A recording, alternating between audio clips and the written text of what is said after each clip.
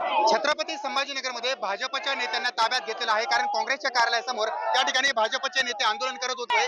छत्रपती संभाजीनगरमध्ये पोलिसांनी या ठिकाणी नेत्यांना गाडीमध्ये घेतलेलं आहे. नेते ताब्यात घेतले, तर दुसरीकडे पोलिसांची गाडी अडवण्याचं काम या ठिकाणी महिलांनी केलेलं आहे. भाजपच्या महिला पदाधिकाऱ्यांनी या ठिकाणी पोलिसांची गाडी अडवलेली आहे. या ठिकाणी पदाधिकारी देखील या ठिकाणी सहभागी झालेले आहेत. ही पोलिसांची गाडी आहे, पोलिसांचं वाहन आहे.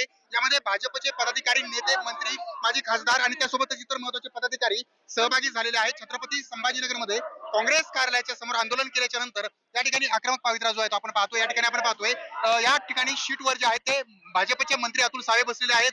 केंद्रीय नेते, माजी केंद्रीय नेते डॉक्टर भागवत कराड आहेत आणि त्यासोबतच इतर भाजपचे नेते आतमध्ये त्यांना ताब्यात घेण्यात आलेलं आहे. छत्रपती संभाजीनगरमध्ये हे आपण चित्र पाहतो. या वाहनामध्ये नेते असताना दुसरीकडे महिलांनी वाहन अडवलेलं आहे. महिलांनी या ठिकाणी पोलिसांच्या गाडीला थांबवलेलं आहे. पोलिसांच्या गाडीच्या समोर या ठिकाणी महिला बसलेल्या आहेत. छत्रपती संभाजीनगर मधील हे चित्र आपण पाहतोय. आक्रमक झालेलं त्या ठिकाणचं हे आंदोलन अजून तीव्र स्वरूपाचं होताना आपण पाहतोय, कारण या ठिकाणी महिला ज्या आहेत त्या महिला आणि त्यासोबतच काही पुरुष या वाहनाच्या समोर पाहतो आपण. छत्रपती संभाजीनगर मधील या भाजपच्या नेत्यांना, पदाधिकाऱ्यांना ओढण्याचा प्रयत्न केला जातोय, या ठिकाणी उठवण्याचा प्रयत्न केला जातोय. मात्र या वाहनामध्ये जे भाजपचे नेते आहेत तर त्यांच्या त्या वाहनाला भाजपच्या नेत्यांनी अडवलेलं आहे. तर दुसरीकडे छत्रपती संभाजीनगर मधील या काँग्रेसच्या कार्यालयासमोर आपण चित्र पाहतो. या ठिकाणी पाहतो आपण संघर्ष जो आहे तो सुरू झालेला आहे.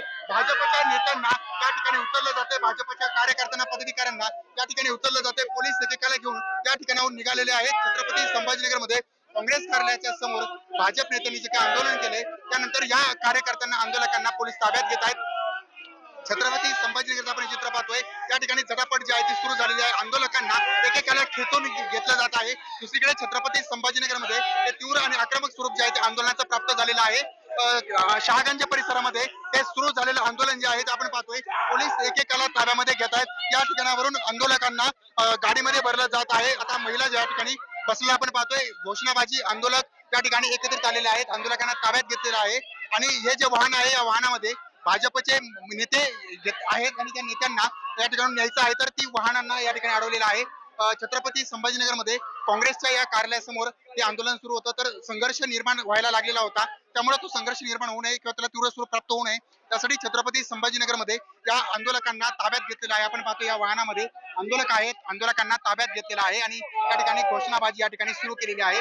पोलीस या आंदोलकांना घेऊन आता पोलीस स्टेशनकडे रवाना होणार आहेत. पोलिसांनी या आंदोलकांना ताब्यात घेतलेलं आहे. छत्रपती संभाजीनगरमधील हे आंदोलनाचं स्वरूप जे आहे ते तीव्र झालेलं आहे, तीव्र प्राप्त झालेलं आहे. तर त्या ठिकाणी पोलिसांनी महिलांना देखील आता ताब्यात घ्यायला सुरुवात केलेला आहे.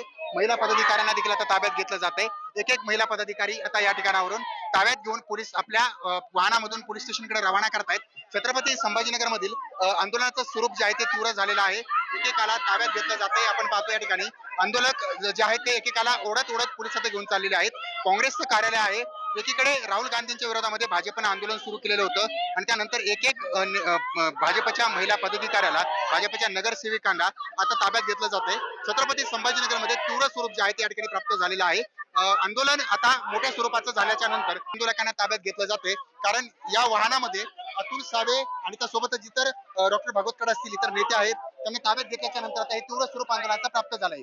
सचिन बडे, लोकशाही मराठी, छत्रपती संभाजीनगर. आंदोलकांना पोलिसांनी ताब्यात घेतलेलं आहे. या ठिकाणी पाहतो आपण आंदोलक पोलिसांच्या ताब्यामध्ये आहेत, ज्यामध्ये अतुल सावे सहभागी आहेत. काय सांगाल, ताब्यात घेतलं पोलिसांनी तुम्हाला? आम्ही सांगितलं, काँग्रेसने अतिशय दुर्दैव म्हणजे इतकी निंदनीय काम केलेलं आहे.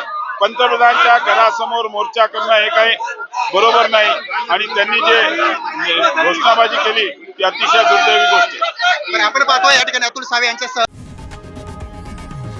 लोकशाही मराठी ऐका, पहा, जागरूक रहा.